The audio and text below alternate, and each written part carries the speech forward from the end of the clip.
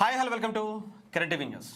Bhogapuram international airport, Alluri Sitaramaraju Bhogapuram international airport రేపు August 1వ తారీఖున ప్రధానమంత్రి నరేంద్ర మోదీ గారి చేతుల మీదుగా ప్రారంభోత్సవం జరుగుతున్నటువంటి, అంటే ఇది ఒక ప్రతిష్టాత్మకమైనటువంటి ఒక అద్భుతమైనటువంటి కార్యక్రమం అని చెప్పచ్చు. ఆంధ్రప్రదేశ్కి, ముఖ్యంగా ఉత్తరాంధ్ర వాసులందరికీ కూడా ఇది ఒక అద్భుత ఘట్టం అని కూడా చెప్పచ్చు. కాకపోతే ఇంత అద్భుతమైనటువంటి ఘట్టంలో కూడా కొన్ని కార్యక్రమాలు ఎందుకు ఇలా చేస్తున్నారు? కూటమిలో ఉండి కూడా లోకల్గా ఉండేటువంటి జనసేన పార్టీ ఎమ్మెల్యే లోకం మాధవి గారికి ఆహ్వానం అందకపోవటం, ఏదైతే ప్రోటోకాల్ ప్రకారం ఆహ్వాన పత్రికలో ఆ నియోజకవర్గ ఎమ్మెల్యే పేరు లేకపోవడం, ఇది ఎంతవరకు కరెక్ట్? ఇప్పటికే చాలా చూసాం.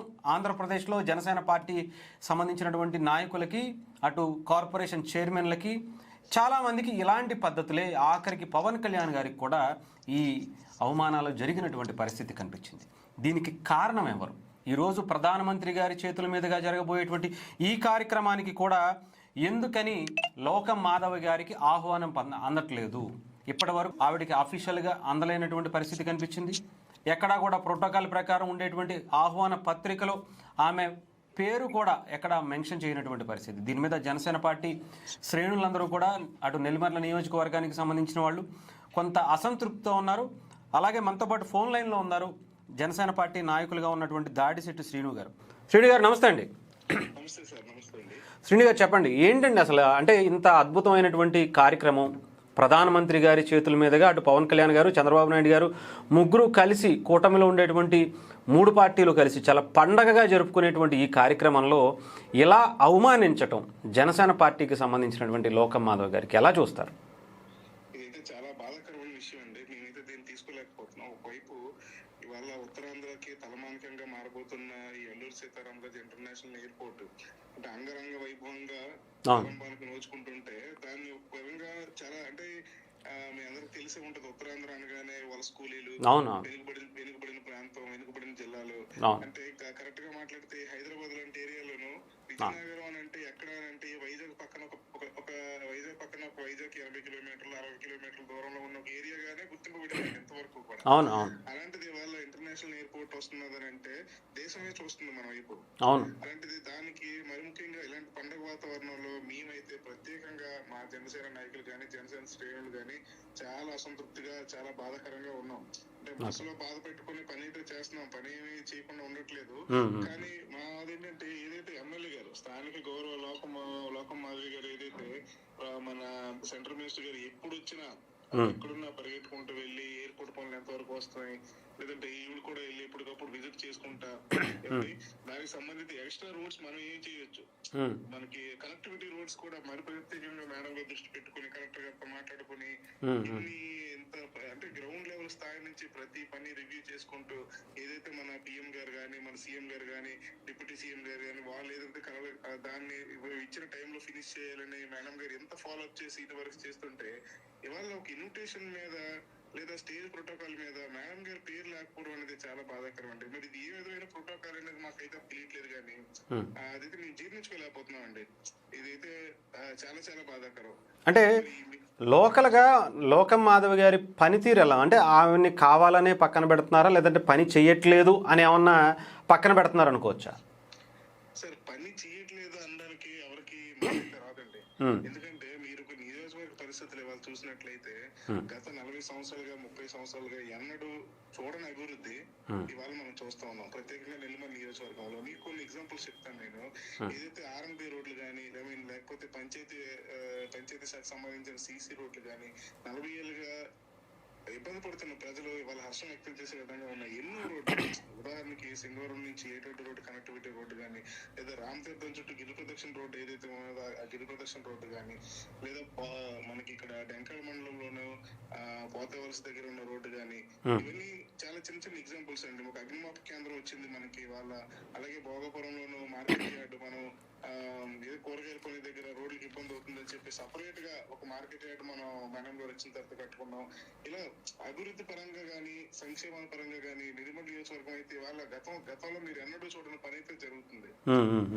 కానీ మరి ఏంటనేది పరిస్థితులు అనేది మనం గట్టిగా దాని మీద మనం కూటమిలో ఉన్నారు కాబట్టి మీరు మాట్లాడలేకపోతున్నారు. మనం ఏదైతే పవన్ కళ్యాణ్ గారు ఇచ్చిన పిలుపు మేరకు, సీఎం గారు చెప్పిన దీని మేరకు కొత్త ధర్మం పాటించాలి. పరిస్థితులు ఎలా ఉన్నా మేమైతే కొత్త ధర్మం పాటించాలి కాబట్టి అది మాకు కానీ మేడం ఎమ్మెల్యే గారికి కానీ గౌరవంగా ఉన్నా లేకపోయినా పరిస్థితులు మనం ఎలాంటి పరిస్థితులైనా కొత్త ధర్మం పాటించాలి. మనకు డిప్యూటీ సీఎం గారు చెప్పారు, మేడం గారు కూడా అదే, ఎమ్మెల్యే గారు కూడా ఎప్పుడు అదే చెప్తూ ఉంటారు. పవన్ కళ్యాణ్ గారు, సీఎం గారు చెప్పారు కొత్త ధర్మం పాటించాలి. అవును, మేడం గారు కూడా ఇప్పటి వరకు ఓపెన్గా మాట్లాడలేదు దీని గురించి. ఆమె పని ఆమె చేసుకుంటున్నారు, పిలవలేదనేటువంటి ఇది కూడా ఎక్కడ కనిపించలే. ఆమె చేసేటువంటి ఆ కార్యక్రమాన్ని మాత్రం చేస్తున్నాను ఉన్నట్టుగా కనిపిస్తుంది. నిజమేనా? కరెక్ట్ అండి, 100% కరెక్ట్ అండి. ఎక్కడైనా అంటే చిన్న చిన్న ఎగ్జాంపుల్స్, కొన్ని చోట్ల అవమానపడిన పరిస్థితులను ఎదుర్కొని కొత్త ధర్మం పాటించాలని పని చేసుకుంటూ వెళ్తున్నారు తప్ప పని అయితే ఎక్కడ ఆపలేదండి. వాళ్ళ నిలమల నియోజకవర్గంలో మీరు ఏ పంచాయతీకి వెళ్ళినా, ఏ పంచాయతీకి వెళ్ళినా, ఏ మండలంలోకి వెళ్ళినా, మొన్న మనం నెల్లిమర్ల మండలంలో మనం సిఎస్సి నోట్ ప్రారంభించేవాళ్ళం. ఏ మండలంకి వెళ్ళిన సిఎస్సి రోడ్లు కానీ, డ్రైన్లు కానీ, ప్రత్యేకించి బోర్లు కానీ, మళ్ళీ మా నియోజకవర్గానికి స్పెషల్ గా శ్మశాన వాటికి రోడ్లు ప్రాబ్లం ఉంటే ఆ రోడ్లు కానీ, అభివృద్ధి అయితే అక్కడ ఆగట్లేదు, పని జరుగుతూ ఉంది. అయితే స్థానికంగా మనకున్న పరిస్థితులు ఇబ్బంది పడుతున్నప్పటికీ కూడా ఆవిడైతే పని ఆపట్లేదు, మమ్మల్ని కూడా ఎక్కడ పని ఆపమని చెప్పట్లేదు. పని చేసుకుంటూనే వెళ్తున్నాం, కొత్త ధర్మం పాటించుకునే వెళ్తున్నాం.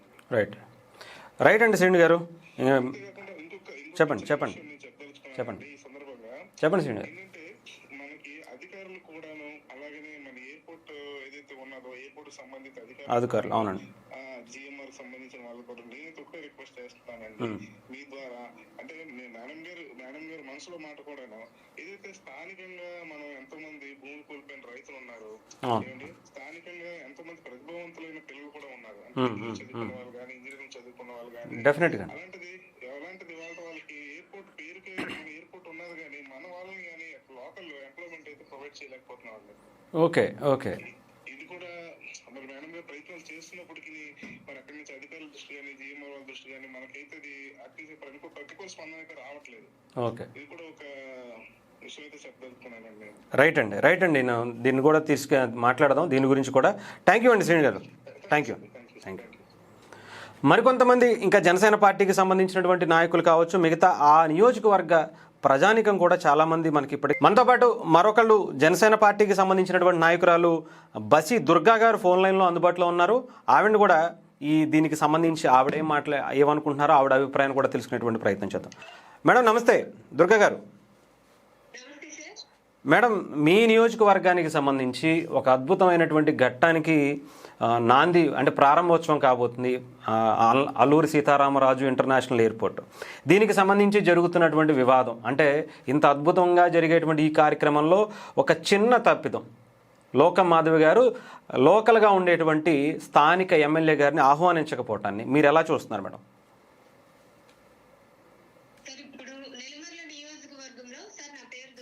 చెప్పండి మేడం.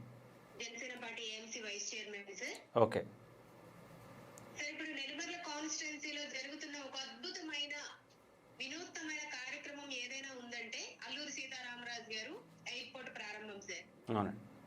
భోగాపురం అనేది నియోజకవర్గ ప్రజలందరికీ కూడా ప్రజలు బాగు చేయడానికి ఒక వరం లాంటిది భోగాపురం ఎయిర్పోర్ట్ అనుకుంటున్నాం సార్. దానికోసం లోకం మాధవి గారు ఎన్ని రోజులు శ్రమించారో, ఎన్నిసార్లు విజిట్ చేశారో, ప్రతి ఒక్క లీడర్ వచ్చేటప్పుడు కూడా తమ బాధ్యతగా వాళ్ళతో పాటు వెళ్ళి అక్కడ వర్కులు ఎంతవరకు అయ్యాయి, ఏం జరుగుతుంది, ఇంకా మనం ఏదైనా చేయాల్సి ఉందా అని తదితర అధికారులతో కానీ లేకపోతే అక్కడ ఉన్న రైతులతో కానీ అందరితో కొన్ని మాట్లాడటం జరిగి, ఎయిర్పోర్ట్ అనేది ఒక ఇంటర్నేషనల్ ఎయిర్పోర్ట్ అయినప్పటికీ కూడా నెల్లిమర్ల నియోజకవర్గం అనేది అట్టడుగు స్థాయిలో ఉంది.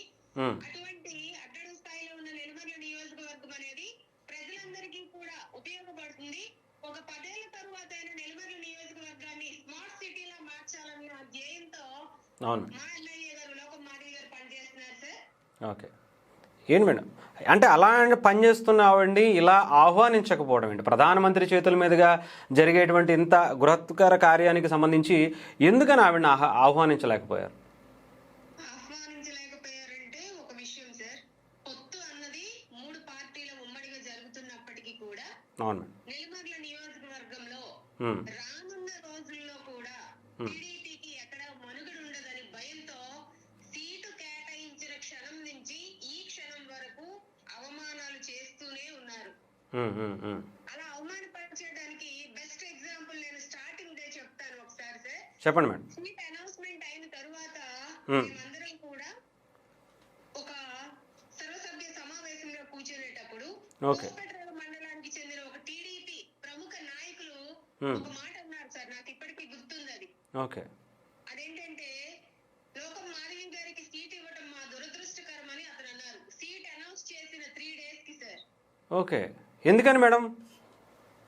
వాళ్ళు ఎన్నో ఏళ్ల నుంచి అధికారంతో ఉండి ఇప్పుడు అధికారాన్ని పక్క వాళ్ళకి ఇచ్చామనే అసూయో కోపమో మాకైతే తెలియదు, కానీ ఒక మహిళని పట్టుకొని సభాముఖంగా 10 మందిలో ఆ మాట అనేటప్పుడు మేము మాత్రం ఓర్చుకున్నది. మా అధినేత పవన్ కళ్యాణ్ గారు పొత్తు ధర్మం పాటించాలి, పొత్తులో భాగంగా పనిచేయాలి, ప్రజల శ్రేయస్సు కోసం మనందరం కూడా తలదించుకోవాలి, లేకపోతే కలిసికట్టుగా పనిచేయాలని మాకు ఆజ్ఞాపించడం వల్ల మా ఎమ్మెల్యే గారితో పాటుగా వీర మహిళలను కానీ జన సైనికులు కానీ నాయకులు కానీ అందరూ కూడా ఆ రోజు ఏ మాటకైతే కట్టుబడి ఉన్నామో ఈ రోజు కూడా అదే మాటకు కట్టుబడి పనిచేస్తున్నాము. టీడీపీ వాళ్ళు చేసిన ప్రతి ఒక్కటి కూడా ఇంకా చాలా డీప్ గా వెళ్ళాలంటే ఏఎంసీ మీటింగ్ లో చైర్ అన్నది ఎమ్మెల్యే కేసిన తరువాత ఏఎంసీ చైర్మన్ కి వెయ్యాలి. ఓకే. కానీ అక్కడ సెంటర్ లో చైర్మన్ కి సీట్ వేసి ఎమ్మెల్యే గాని పక్కకు సీట్ వేశారు. ఓకే. అటువంటి అవమానాలను కూడా ఎదుర్కొని ప్రజా శ్రేయస్సు కోసం పనిచేస్తున్నారు ఆవిడ. అంటే ఎందుకని మేడం? అంటే జనసేన అంటే వైఎస్ఆర్సీపీని పెంచడం కన్నా జనసేనని దగ్గర చేసుకోవటం మంచిది కదా మేడం? అంటే టీడీపీ కావచ్చు, లేదంటే కూటమిలో ఉండేటువంటి మిగతా పార్టీలకు ఎందుకని ఇది అర్థం అవ్వట్లేదు అంటారు? ఒక 20 ఏళ్ళుగా నేను సీట్ కోసం ఎదురు చూస్తున్నప్పుడు ఆ సీట్ వచ్చి మీరు పట్టుకెళ్ళిపోతే నాకు ఎలా ఉంటుంది సార్? అంటే ఇంకా స్టాండర్డ్గా ఆవిడే మళ్ళీ నెక్స్ట్ టైం కూడా ఎమ్మెల్యే అయిపోతారు అనేటువంటి కాదు సార్, నెక్స్ట్ టైం ఆ నెక్స్ట్ టైం ఆ నెక్స్ట్ టైం ఎన్ని నెక్స్ట్ వచ్చినా సరే నెల్లిమర్ల నియోజకవర్గానికి అడ్డ నెల్లిమర్ల ఎమ్మెల్యే గారు లోకం మాధవి గారు. ఎందుకంటే ఆవిడ చేస్తున్న అభివృద్ధి కార్యక్రమాలు కానీ, ప్రజలతో మమేకం అవటం కానీ, స్త్రీల పట్ల ఆవిడకున్న అభిమానం కానీ, వృద్ధుల పట్ల ఆవిడ చూపిస్తున్న కేరింగ్ కానీ, విద్యార్థుల పట్ల విద్య కోసం ఆవిడ పడుతున్న తపన కానీ, యువతను బలోపేతం చేయాలన్న ఆవిడ ఆలోచన కానీ, ఇవన్నీ కూడా రాష్ట్రాభివృద్ధిలో ఒక మెట్టు వెలుమర్ల నియోజకవర్గం సార్. ఇది పెద్ద టాస్కే మేడం నిజంగా మీరు చెప్పాలంటే. ఇప్పుడు మేడం గారికి ప్రతిపక్షం నుంచి కన్నా అంటే మిత్రపక్షం నుంచి ఎక్కువగా ప్రెజర్ ఉన్నట్టు అనిపిస్తుంది నాకైతే. ఈ నియోజకవర్గంలో ప్రతిపక్షం మిత్రపక్షాలు కలిసి కూడా పనిచేసిన సందర్భాలు ఉన్నాయి. వాటి దగ్గర మాకు ఆధారాలు కూడా ఉన్నాయి సార్. ఇవన్నీ మేము ఆవేదనతో చెప్తున్నాం కాదు సార్. ఒక ఎమ్మెల్యే స్థానంలో ఉన్నప్పటికీ కూడా ఆవిడ ఎదుర్కొంటున్న అవమానాలని, సమస్యల్ని కల్లారా చూసి మాలో ఉన్న ఆవేదనని ఈ రోజు మీకు చెప్తున్నాం అంతే. Right madam, right madam. Thank you madam. Okay sir, thank you madam. ఇంకా మిగతా వాళ్ళు కూడా ఉన్నారు, చాలామంది కాల్స్ చేస్తున్నటువంటి పరిస్థితి. ఈ విషయాన్ని ఎలా అయినా సరే అంటే ఆవిడ బయటికి రావట్లేదు, కానీ ఆవిడకి అంటే బలంగా జనసేన కోసం పనిచేసిన వ్యక్తులు కావచ్చు, ఆ నియోజకవర్గానికి సంబంధించి మంచి జరగాలనుకునేటువంటి ప్రతి ఒక్కళ్ళు కూడా కొంతమంది కాల్స్ చేసి మనతో మాట్లాడడానికి సిద్ధంగా ఉన్నటువంటి పరిస్థితి ఉంది. అలాగే ఇంకొక వ్యక్తి ఉన్నారు, ఆయనతో కూడా మాట్లాడేటువంటి ప్రయత్నం చేద్దాం. మరొక కాలర్ మనతో బయట అయితే ఫోన్లో అందుబాటులో ఉన్నారు. పతివాడ శ్రీను గారు, జనసేన పార్టీకి సంబంధించినటువంటి నాయకులు. ఆయనతో ఒకసారి మాట్లాడేటువంటి ప్రయత్నం చేద్దాం. శ్రీను గారు చెప్పండి. ఇక్కడ అంటే నెల్లిమర్లకి సంబంధించి, ఉత్తరాంధ్రకు సంబంధించి ఇంత అద్భుతమైనటువంటి కార్యక్రమంలో ఇలాగ కూటమిలో ఉండేటువంటి ఆ నియోజకవర్గ ఎమ్మెల్యేకి ఆహ్వానం అందకపోవటాన్ని ఎలా చూస్తారు? అసలు ఏంటి అసలు ఇది?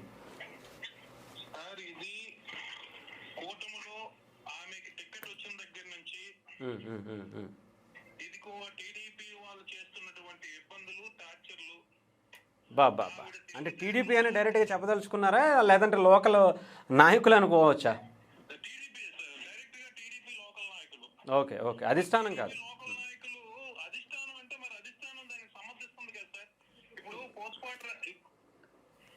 చెప్పండి. ఇప్పుడు ఇక్కడ నెల్లిమర్ల నియోజకవర్గంలో ఎమ్మెల్యే గారికి ఒక ఐడి కోడ్ ఇచ్చారు. For example CM relief fund అనేది ఒకటి ఉందండి సార్. అవునండి. అది ఎమ్మెల్యే గారికి ఇవ్వాలి. ఇచ్చినప్పుడు త్రూ ఎమ్మెల్యే ద్వారా ప్రాసెస్ అంతా జరగాలి. అవును. అది కాకుండా ఈ బంగారాజు ఎవరైతే ఉన్నారో బంగారాజు కూడా ఇచ్చారు. ఓకే. అదే విధంగా మార్కెట్ కమిటీ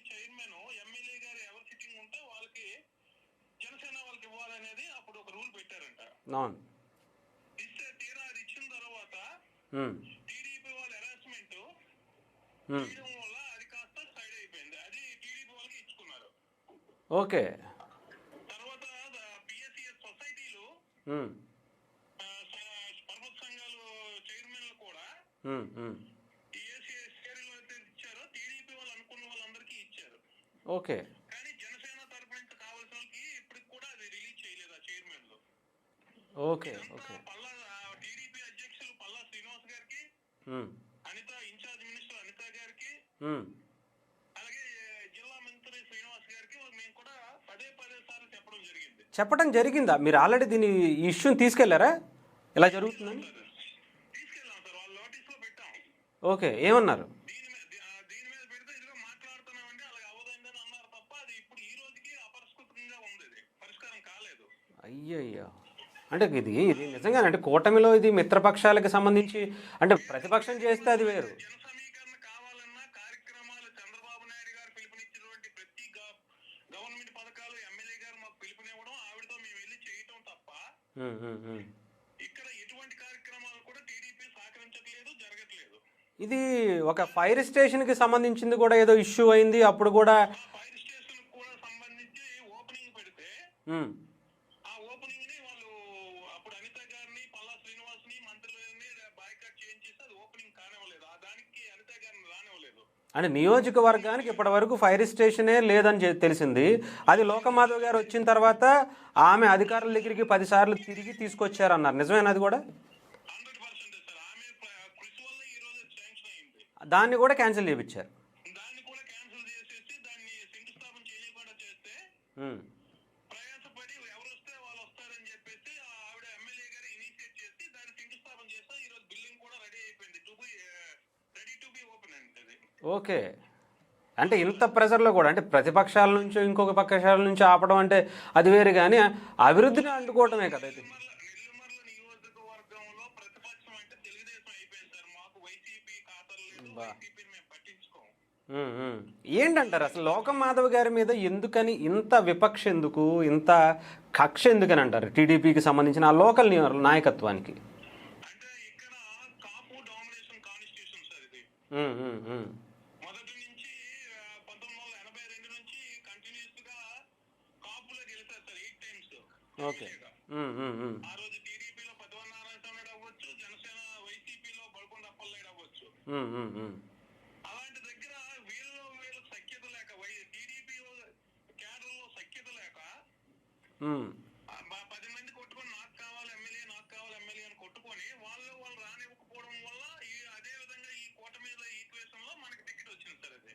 ఓకే. సో ఈ ఎట్టి పరిస్థితుల్లో ఈవిడ తెలివైందాయి, విద్యావంతురాలు, ఉమ్, ప్రజల్లో దూసుకుపోతుంది, అనునిత్యం ప్రజలతో ఉంటుంది. ఈవిడ ఇదే ట్రెండ్ కంటిన్యూ చేస్తే రేపు భవిష్యత్తులో మనకి ఎవరికి అవకాశం ఉండదు. రైట్. కాబట్టి ఈవిడ ఎట్టి పరిస్థితుల్లో అన్పాపులర్ చేయాలి, ఈవిడని ఇక్కడ అనేది ఉంచకూడదు అనేది ఆవిడ చేసే పనులు కావచ్చు ఇవి కావచ్చు కొంచెం స్టాండర్డ్గా ఇక్కడ ఈ నియోజకవర్గాన్ని ఆవిడ వదిలే పరిస్థితి కనిపించట్లేదు. అదే నా సొంత కాన్స్టిట్యూషన్ గా తను భావించి తన ఫండ్స్ అవన్నీ ఉన్నాయి కాబట్టి ఉమ్, ఉమ్, ఉమ్, ఉమ్. తను ఇక్కడ పూర్తిగా 24/7 ఉమ్. ఆవిడ ఎక్కడ అవుట్ ఆఫ్ స్టేషన్కి వెళ్తే తప్ప ప్రతిరోజు ఏదో ఒక ఏరియాలో ఒక కార్యక్రమం చేసుకుంటూ పోతుందండి ఆవిడ. ఓకే. ఓకే. అదొకటి వీళ్ళకందరికి కూడా కొద్దిగా బాధాకరమైనటువంటి విషయం. రైట్. అంటే అభివృద్ధి బాధాకరం అంటే ఇంకా దానికి మించి మనం ఏం చేయగలుగుతాం చెప్పండి. అభివృద్ధి బాధాకరం అంటే చేస్తుంది ఆవిడ. వీళ్ళెవరు కూడా అంత ఓపిక గా తిరిగిన వాళ్ళు కాదండి. రైట్. ఎంతవరకు క్యాస్ట్ ఈక్వేషన్ మీద అందరూ ఎలాగోలాగా నడిపించారు కానీ ఉమ్, ఉమ్, ఉమ్. ప్రజల్లో చొచ్చుకుపోతుంది, ప్రజల మనసులో మన్ననలు పొందుతుంది.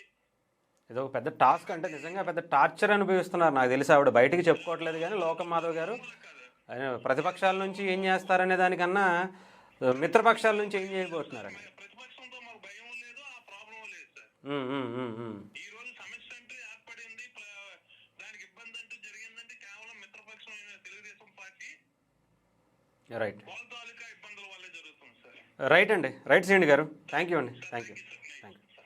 ఇదనమాట మొత్తానికి లోకం మాధవ్ గారికి సంబంధించినటువంటి నెల్లిమర్ల. ఎవరైనా చూడండి, నార్మల్గా ప్రధానమంత్రి వచ్చినా లేదంటే ఈ దేశానికి సంబంధించినటువంటి అధ్యక్షులు అంటే రాష్ట్రపతి వచ్చినా కానీ సర్పంచ్కి, లోకల్గా ఎన్నుకోబడినటువంటి సర్పంచ్కి కానీ లేదంటే అక్కడ ఎమ్మెల్యేకి కానీ ప్రోటోకాల్ ప్రకారం ఇవ్వాల్సినటువంటిది.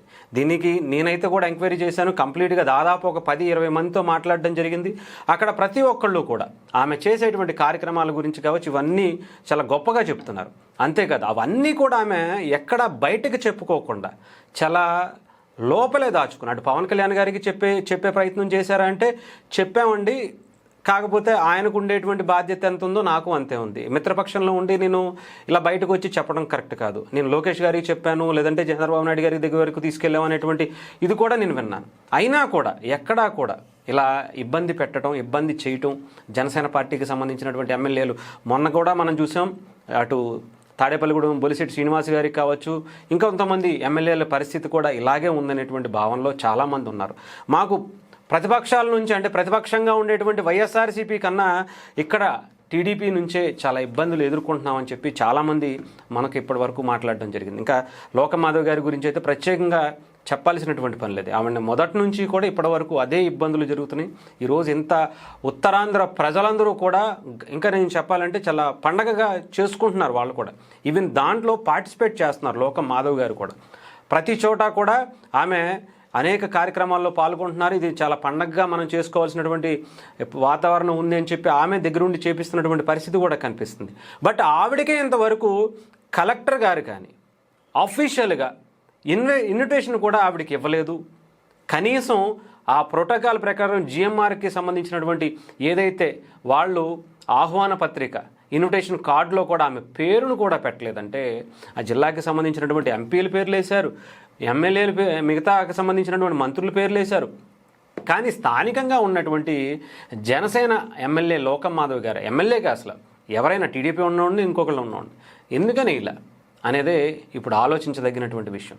ఇది నిజంగా కూటమిలో ఎంత బలంగా అటు చంద్రబాబు నాయుడు గారు, పవన్ కళ్యాణ్ గారు, నారా లోకేష్ గారు ఎంత అద్భుతంగా కలిసిమెలిసి వెళ్తుంటే ఇక్కడ లోకల్గా ఉండేటువంటి ఇలా లోకల్ నాయకత్వం మాత్రం ఇలా పక్క వాళ్ళకి అవకాశం ఇచ్చినట్టు. నేను మళ్ళీ మొన్న కూడా చాలా సందర్భాల్లో చెప్పా, ఇక్కడ జనసేన పెరిగితే టీడీపీకి చాలా మంచిది, ఒక మంచి రాజకీయం చేస్తుంది. అది ప్రతిపక్షంలో ఉన్నా అధికార పక్షంలో ఉన్నా ఒక నిజాయితీ గల రాజకీయాన్ని అయితే చేసేటువంటి ప్రయత్నం ఉంటుంది. అంతేగాని వైఎస్ఆర్సీపీని మీరు పెంచితే ఆల్రెడీ ఆ వైఎస్ఆర్సీపీ వల్ల కూటమిలో ముఖ్యంగా తెలుగుదేశం పార్టీ ఏ స్థాయిలో ఇబ్బంది పడిందో చెప్పాల్సిన అవసరం.